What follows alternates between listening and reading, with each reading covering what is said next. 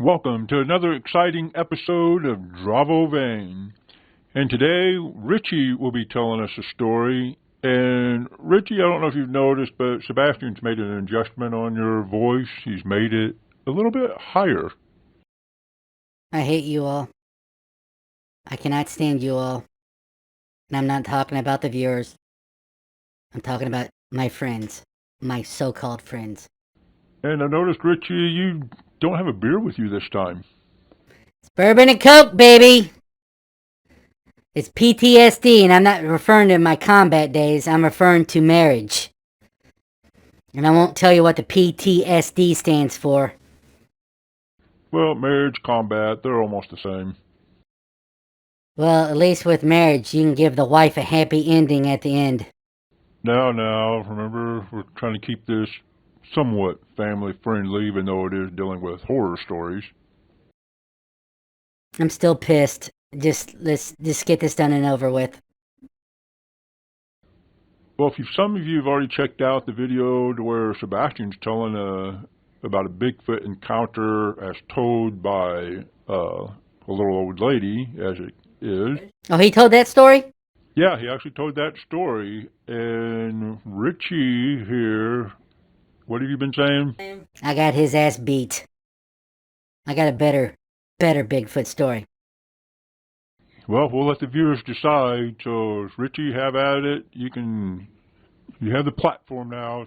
Tell the Bigfoot story. Now, tell us a little bit how you found out about this story. Our friend Chief. We have a friend who's a Native American Indian who served with, well, I won't say he served with Jeremiah, but he served. I don't know how we met Chief. I think we met Chief through Maddie. Yeah, we did meet. Sorry, I'm getting ready. I don't know if I'm gonna verp or burp. Okay, never mind. That's the alcohol. My bad. Where was I? Oh, yeah. We met Chief through Maddie, our billionaire buddy, our playboy. It's one of his personal security guys. So he told this story. And I'm sure you're all going to go with the same aspect. If it comes from Chief, it's like coming from Jeremiah, so we'll have to take that as fact. But God, if it comes from Richie, wow, it may not be true, but Chief, if we ever get his ass on here, he'll verify it. Well, we're just going to have to believe you on this one. I don't like you all. I really do not like you all. Well, I'm curious to hear the story, so I'm sure the viewers are too. I'm going to vent, but you know what? We're going to go with the story. Chief told us this story of this guy hunting in British Columbia, Canada. I think he was hunting deer. We're just going to go with deer here, people, because it had something with antlers. The guy was hunting this place in British Columbia in this mountain region. Top area had snow-capped covered mountains. Down in the valley where he was hunting at, it was probably in the 50s. He parked his car miles away. He killed his, we'll say, deer. I don't know if it was caribou deer. It was something with antlers, so we're going to go deer on this story. He killed this deer about 10 o'clock in the morning. And somewhere in this area is logging country and First Nation land. All right? I don't know what Indian tribe, but they go as First Nation Indians. I know there's Cree up there, but I don't know specifically what Indians, but we're just going to go with the story First Nation. The guy kills his deer at 10 o'clock. He's quartering it and field dressing it. He's packing it, putting on it in his backpack, putting it on his backpack. Before he went into this area, he was told whatever he kills, he has to give a portion of it as a tribute, as an offering to the elders of the First Nation area, which he had no problem to do. He was more hunting for trophy. He was told that there's a specific creek, don't cross, that's their land. He didn't know what there was. or who they were. He's thinking, is it First Nation land? Because in this area, they were also talking about grizzly bears. And I don't know if there's season for grizzly bears in Canada, but hey, we're just going to go with the story as if there's not a season for grizzly bears in Canada. Pardon me. Oh, that burnt bourbon. Oh! You might need to stop drinking before telling stories. Oh, God, no. After hearing my voice, no. Hold on, I gotta take a sip of my Cavassier. So still complaining about the voice, I see? Can I say f*** you all? Fuck you all. Okay, good. Sorry, viewers. So, there's a stream or creek that he cannot pass. And they said that it's, their land. He thinks there as in the First Nations. Or possibly grizzly bears. He realizes he's kind of turned around a little bit. And he finds the trail that leads back to his vehicle. Which is, I think, they're talking kilometers, but it comes down to be like 5 or 6 miles from where he's parked at. And he's walking back towards his vehicle. Somewhere in the process, he keeps hearing noises off to his left. As he's walking, he hears snaps, crumblings, thuds, and something's running into his direction. He does not know what it is, but he knows if he keeps walking on the trail, something's up in front of him off to his left. He's going to encounter it. So he turns around and walks back the trail that he just came down from. He gets to the part of where he, I don't know what I'm wanting to say here. The alcohol's starting to kick in.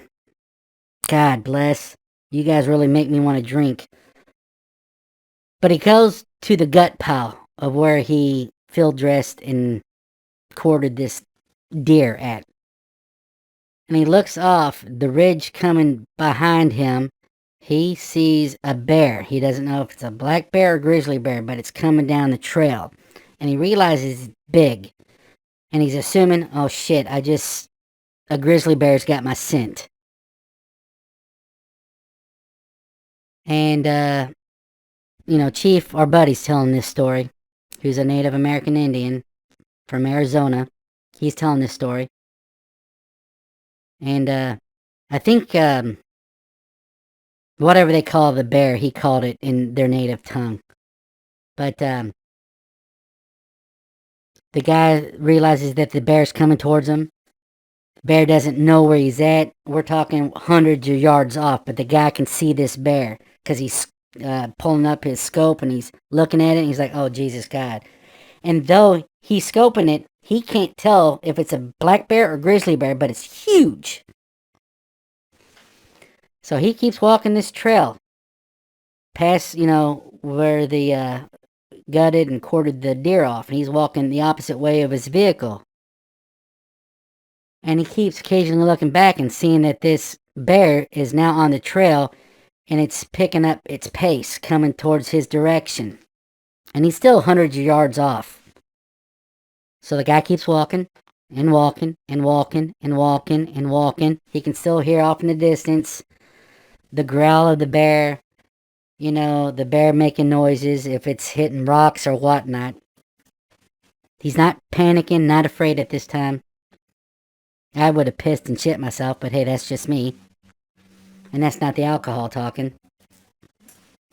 I hope you all, the viewers, are liking this in this munchkin voice that Sebastian and my so-called friends have given me. They're assholes, by the way, just letting you know. And they say I'm the asshole, but hey, whatever. Somewhere, the guy stops, and he's, carrying this huge pack on him with meat quartered, the deer head, antlers, whatever. He's got to stop and take a break. He's at a position where he can look, and somewhere when he's glassing through his optics, he sees the gut pile still. So apparently the bear has not made it to the gut pile.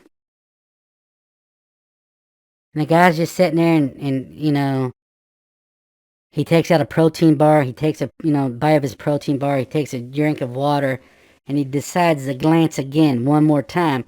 The bear is now at the gut pile. He looks at it and realizes, oh shit, it's a frickin' grizzly bear. And it's eating the gut pile. And I wouldn't say, Chief told us the story. It wasn't eating the gut pile as much as it was inhaling the gut pile. It was like the gut pile was vanishing very quickly. And this guy realizes, oh shit, it's going to get my scent and my tracks. It's going to follow me. I got blood on my backpack. Bears sense blood is just like a shark's blood in water. They can sense it for miles. And the guy's sitting there noticing that the gut pile's gone. The bear is still hungry. And now it's walking the trail that the guy was walking on. So it's following this guy. He's just like, oh Jesus, dear God. So they're playing a cat and mouse game. The guy's walking, the bear's gaining on him. But we're still probably talking 300-400 yards, maybe 500 yards. This guy he's weighed down with food. He's weighed down with supplies, meat. He's got his weapon. He's got a deer head with antlers. He's made a decision here of, I'm going to have to drop some meat down. So as he's walking, he's reaching his backpack and he's taking chunks of meat, throwing them on a tree, leaving them on the ground just to prolong this bear that's coming towards him. The backpack's getting a little bit lighter each time, and he realizes he's throwing pounds of meat out. And he still has to keep enough for the First Nations tribe as a tribute for allowing them to hunt on the property, or their land that's not the logging land. He hasn't crossed this creek that they say it's their land. So he thinks he's like literally in... He doesn't know if he's on their land, as in the First Nations, or if he's on the public logging land. He doesn't know. But he knows there's a creek, and they say it's a small creek, that 2 steps across it, you're done. So he's walking. He's throwing meat out, chunks of meat out, all this and that. He sees he's probably about 50, 75 yards at the base of this mountain. And he stops and he's just winded. He's just like, I need to take a break. And he thinks there's probably 300-400 yards, between him and this bear. Well, his miscalculations was wrong. He's within 100 yards of him, because he can hear the bear growling behind him and hear its pads of its feet as it's running down the trail. And the guy's like, oh, Jesus, God. So he's at a decision now. He takes his backpack off and takes off the hindquarters, the big portions of the deer. So he's throwing like hindquarters out. He's throwing back straps out. And he's probably only got maybe 50 pounds left of meat for the First Nations as a tribute. He's like, hopefully this stops the bear from coming after him, that this will, satisfy the bear's appetite so he can get the hell out of there. This guy is just want to keep the trophy at this point. So he's just throwing hindquarters over here, chunks of meat here and there, so that if it finished here, it'd walk over here, then eat this, and walk over there and eat this. So the guy does this. He closes his backpack, puts it on, and he hauls ass. Now, he's running, and he's probably now 20 yards from the base of this mountain, and he comes over this little hump, and he sees this little creek. And as he's walking running up to this little creek, he realizes, okay, in 2 strides, I'll be past this. 2 steps, I'll be past this. So he's running. He realizes, I'm either leaving their land or I'm going to their land. But somewhere that stream separated their land. He doesn't know whose land or theirs land. And the guy's realizing, I'm leaving their land, as in, oh, grizzly bear. And somewhere in the story, they referred to grizzly bears. When they told this guy's like, when you leave it, the grizzly bear won't cross the creek. So he's now realizing the grizzly bear is on this side that I just crossed, so, all right, I'm safe. The grizzly bear won't cross this area. So now the guy's going up the hill. All right, he's running as fast as he can. He's grabbing branches, and it's a very worn down trail. It's a game trail. Humans walk it, animals walk it. And he's walking this trail, and he keeps looking back. He can see the grizzly bear coming across crest to where he left all the hindquarters at. And that's probably about 30, 40 yards from the creek that he just crossed. And he's going up. He keeps looking back. The grizzly bear's focusing on the hindquarters. This guy's still going up this mountain. He's getting further and further away from this grizzly bear, but he's going higher up this mountain. Some of the places he's stopping for a brief second, like 3 or 4 seconds. He's hauling ass back up it. Sometimes he's, dog crawling or dog pedaling, whatever they call it, up the mountain. He keeps looking back, and he realizes that in a short period of time, the bear has eaten both hindquarters, the backstraps, everything. Is eating it all, and he can't find any more food, and the wind's blowing, and he gets the scent. He's like, oh, dear God, the bear's going to now come after me. But he looks up above him, and he sees a weird hump clearing over, like, something's not right above him, and it's like, there's trees, but there's like a row of openness, and he's like, I'm going to make that. And it's about 30, 40 yards above him. He starts hauling ass up there. He gets about 10 yards from this area, and he realizes it's a clearing. It's like it's been bulldozed, but it's got a little bit of growth over it. He looks back, and he looks that this bear is down at this creek, and this bear standing on its hind legs, and it's looking around. Like, do I cross or don't cross? He said it almost looked fearful. It's assessing the situation of do I cross or not. The bear's looking right, the bear's looking left, the bear's looking around it. And, he sees the bear sniff again. And the bear reluctantly, or I'm sorry, I stuttered there for a little bit. I was in the process of burping. I've had some alcohol, so bear with me. The bear was reluctantly crossing the little creek. It's more like a puddle of water going down the side of a mountain. And once it got on the other side, it got on all fours and ran fast. And he realized blood was on his pants leg, and he was leaving blood on the trail. And the bear was hauling ass after him. So the guy's like, I just get me up on this berm, or this whatever, clearing is. Excuse me. God, it smells like alcohol. Whew! My bad. Glad y'all can't smell that. Oh God, the room's starting to spin, so I gotta hurry up here. So the guy, as we're being told the story by Chief, the guy gets up on this clearing, and it's an old abandoned road. It's an old abandoned logging road. Apparently ran out of mountain. So he's on this mountain, and he's running. It wraps around the mountain bend, the ridge. And he's running. And he can hear the bear getting closer up above, or the bear getting closer, going up to where this guy's at. And he's at the point of, I can't run anymore. I've got to stop. So he took his backpack off and dropped it in this grassy log road. Because it's, grass is growing up on it, but there's no trees. And it's an abandoned log road. So he drops his backpack with his deer mount and everything.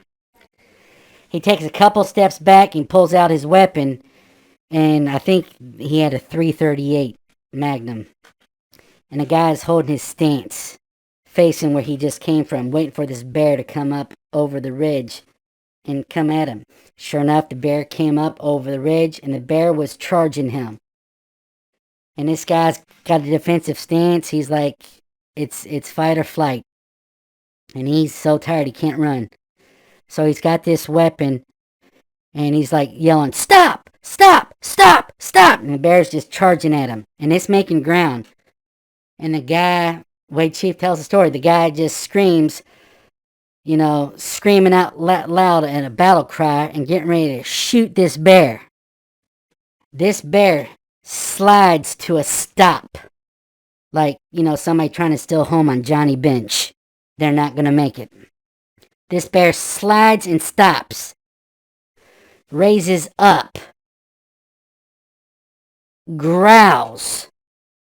Drops down, whimpers, turns it back, and runs the way it just came. And this guy can't believe what he's seeing. He's like, what the hell? Man, I really scared this thing. He's like looking, he's like, wow, Jesus Christ, my battle cry scared this bear. My defensive posture scared this bear. My gun. And then he feels something on the back of his neck, top of his head, the back of his head, like wind. And he stopped. He's frozen. It's like, oh dear Lord, what's behind me? Almost like, is that the wind hitting the back of my neck? But it's warm. And then he doesn't hear wind. He hears a breathing behind him. And Chief's like, seeing Chief tell this story being animated, it's hilarious. More so than this voice that you dipshits have given me. And the guy's just sitting there thinking like, oh dear God, there's something bigger behind me. The guy's got his eyes closed. He's like, oh dear God, there's something bigger behind me. Oh my God. And he said, this is funny the way Chief tells it. The guy's sitting there and he just slowly turns around. And all he sees is hairy abs, a hairy chest. 6 feet behind him. And the guy's like looking up and down. He's like, I see big hairy calves, hips, man junk. I see a belly button, hairy abs, hairy chest. And I look up and I see this hairy guy thing looking at me. Like, what the fuck are you doing here? And the guy looks up and he's got this gun pointed at him. And he's just like looking up, and this thing goes from not smiling at him, but just like looking at him, and he sees the gun to a frown, a growl. And the guy realizes, oh shit, I'm not going to shoot you. And he's in fear. He's panicking, shaking. He just drops the gun and kind of puts his arms out and bows down like a guy, old time, like bowing down to the lady. May I have this last dance? He goes, this guy's bowing down, putting his hands out like, dude, I mean you no harm. He backtracks. Looks at the Bigfoot guy, and the Bigfoot's just like looking at him like, you're still here? Leave? Run? I saved you. Get the fuck out of here. And the guy steps over his backpack as he's backpedaling. This is funny. He looks and is like talking to the guys like, hey dude, thanks for saving me. Take whatever you want. It's an expensive backpack. Just go ahead and take it. And this Bigfoot is looking at him, and they're facing each other. The Bigfoot takes his left hand and points up at the ridgeline up above him. And the guy looks to his right, and sure enough, he's like, is that a road up there? So the Bigfoot was actually pointing him which way he needs to go. Yeah, get the fuck out of here now. Watch the language, Richie. Different voice, guys, and I'll stop with the language. But your wife loves the voice. If I want some, I gotta keep this fucking voice. Language. Oh, God, please don't let me schwack my friends. Please, God. Ugh. Oh, God. Alright, I'm gonna finish this story so I can go home. Yes, finish the story. So, You do want to hear what happens next. so this Bigfoot creature thingamajig is pointing up. The guy looks up. He salutes this Bigfoot and says, "Thank you, buddy. I'm out of here. Take whatever you want." This guy hauls ass up about 50 yards, 40 yards up. He's hauling ass. He's hauling ass. He's not even looking back. He gets up, crosses over this bush, and lo and behold, in front of him is paved road. It's a highway. It's a 2-lane highway. He gets out on it and literally kisses the ground, kisses the asphalt. Looks to his right, about, I don't know how many hundreds of yards. There's this bridge. It kind of curves around. And he just starts running towards this bridge. Not 10 seconds later, he hears a vehicle come up behind him. He turns around and sees 3 guys in the front cab of this truck. And he's waving them. He's now crying. He's dropping down to his knees and like screaming help. These guys get out and say, "Hey, buddy, you all right?" He realizes it's 2 Indians and a white guy. And he's like, "You guys saved me. Oh my God, I got chased by a grizzly bear. And I swear to God, I'm not drunk, I'm not stoned or on drugs, but oh my God, this Bigfoot saved me. I swear to God, I'm not losing my mind." And they're like, "Hey, buddy, calm down. Everything's all right." He's like, "But you don't understand." This guy's freaking out. And these 2 Indians like, "Oh, the skookum saved you." I don't know what skookum means, but apparently skookum is what they call this thing, Bigfoot. And we've done our research. Skookum means like devil of the woods or devil of the forest. But these things are acting as if they're friendly, but the name doesn't go with it. That's kind of odd. And they're like, "Oh yeah, this thing saved you. Skookum, he saves you people." The guy's like crying. He's like, "Oh, thank you for saving me." He's shaking. He's in shock. These guys are loggers. All right.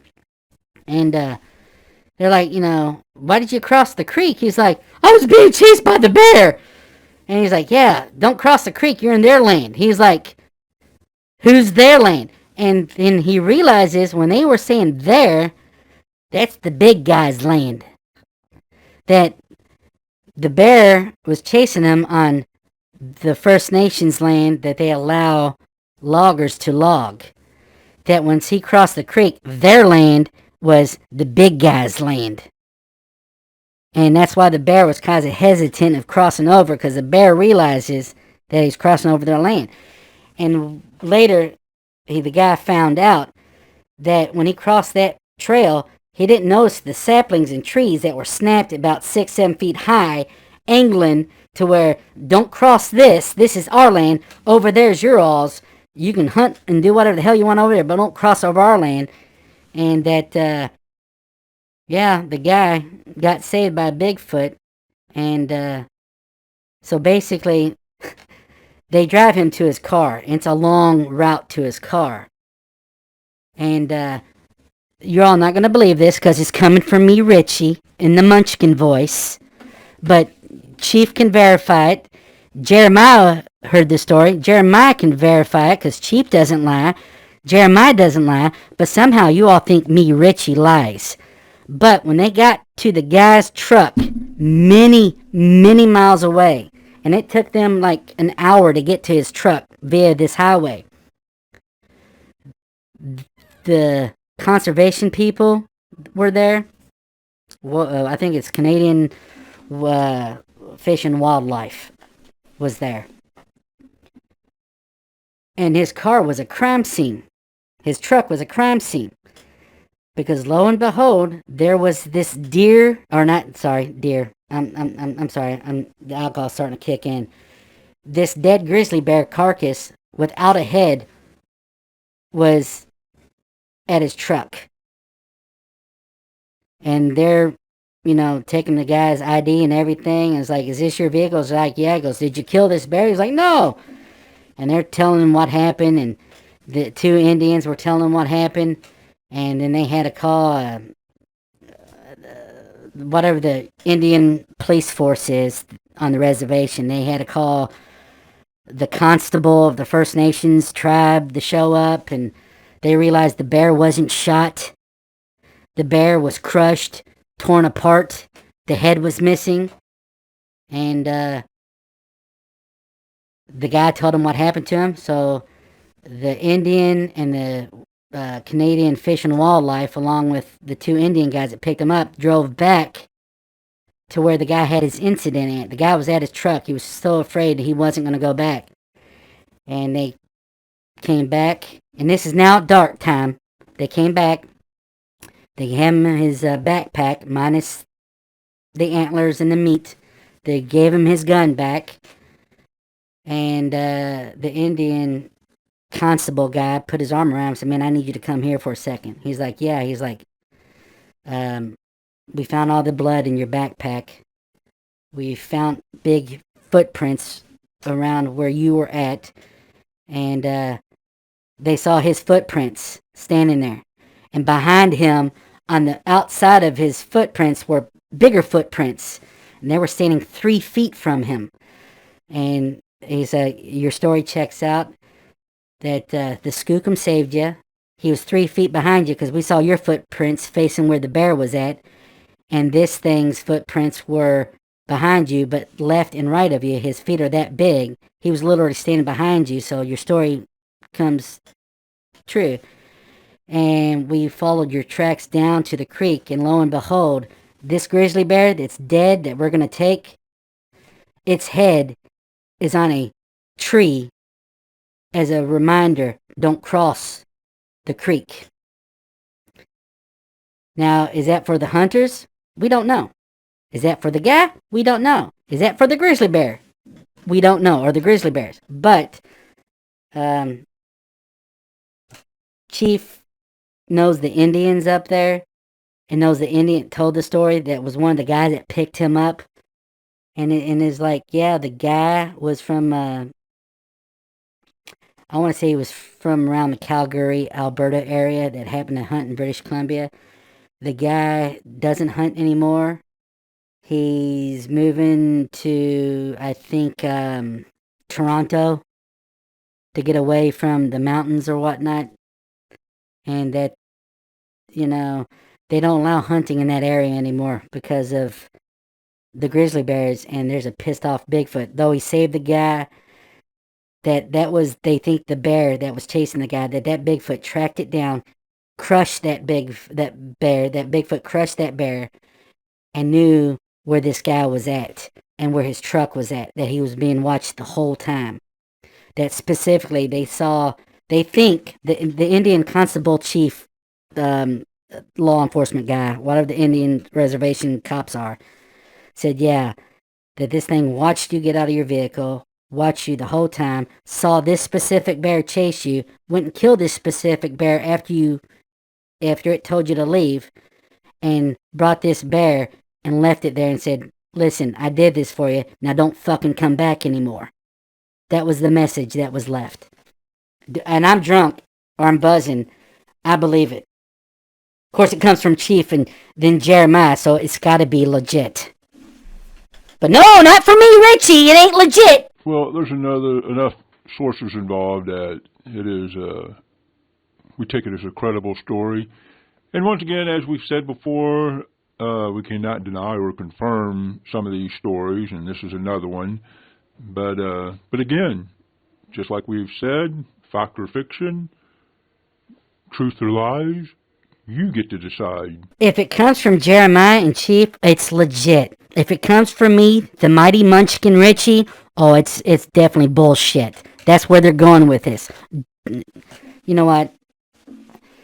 I don't know if I can do this anymore. You guys have just really got me pissed off with this voice. But I think the viewers enjoy the voice. I know my wife does. And if you enjoyed that story, as we said, we got plenty of more to come. So please like, subscribe, and share this story with your friends, neighbors, relatives, or even your enemies, or your frenemies, whichever you may have. I hate you all. And I'm not talking about the viewers. I'm talking about my friends. I hate you all. I'm out of here. Bye.